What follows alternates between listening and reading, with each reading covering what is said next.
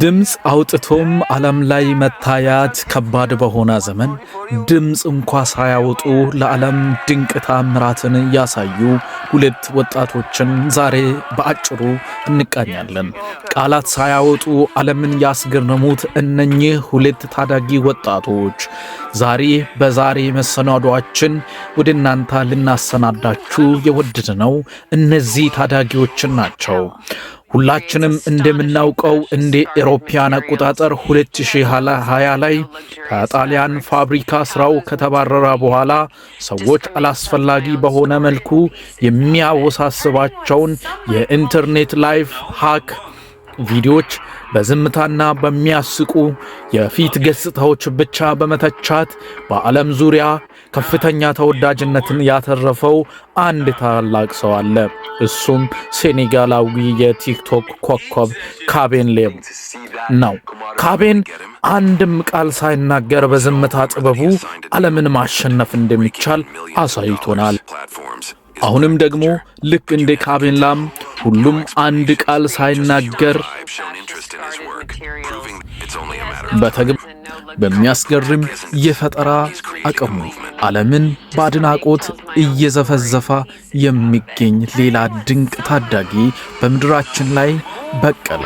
ኢትዮጵያዊ ቃሉ ፑቲክ። የሚያሳዝነው ግን ቀደም ሲል ይህ ታዳጊ በየመንገዱ የሚሰራውን ሥራ አይተው ብዙዎች ይሳለቁበት፣ ያሾፉበትና ይዘብቱበትም ነበር። የዚህ ታዳጊ ጥልቅ የፈጠራ አቅም ለእኛ ለኢትዮጵያውያን ገና በጊዜ ሩቅና ግልጽ ስላልነበረ የገዛ ልጆቻችንን ተሰጦ በትክክል ማድነቅ ተስኖን ነበር። እሱ ግን ለትችት ቦታ ሳይሰጥ በዝምታ መስራቱን ቀጠለ።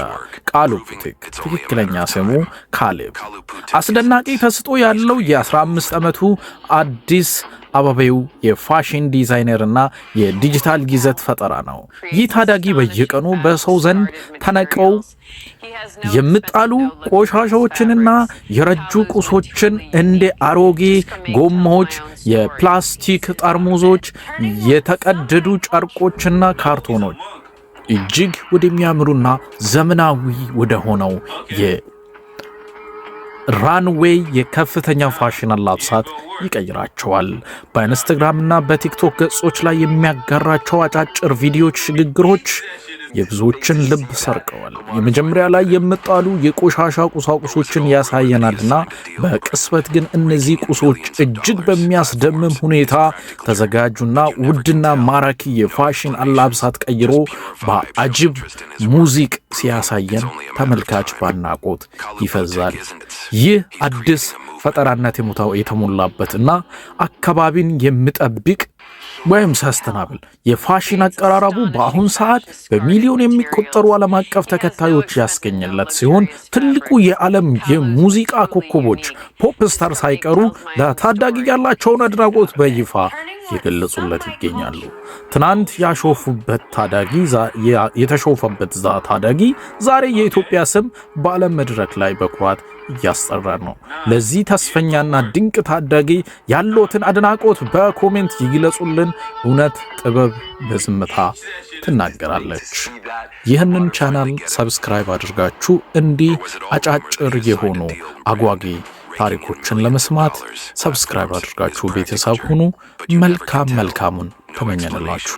Just pure vibe shown interest in his work, proving it's only a matter of time. Kalu Putik isn't it? He's creating a movement. Kala creates astonishing fashion discarded materials. He has no expense and no luxurious fabrics. Kalu's truly unique. Discomake tells my own story. Pieces out of it, turning what some might call. No, he's a monk. Okay. Nah, he ain't gonna work. Nah, man. Each that shit is to see that Kamada finally get him. Or was it all rumor that he has signed a deal with brand, raking in millions of dollars? Platforms is practical, but you never can tell. No explanations, just pure vibe, shown interest in his work, proving it's only a matter of time. Kalu Putik isn't it? He's creating a movement.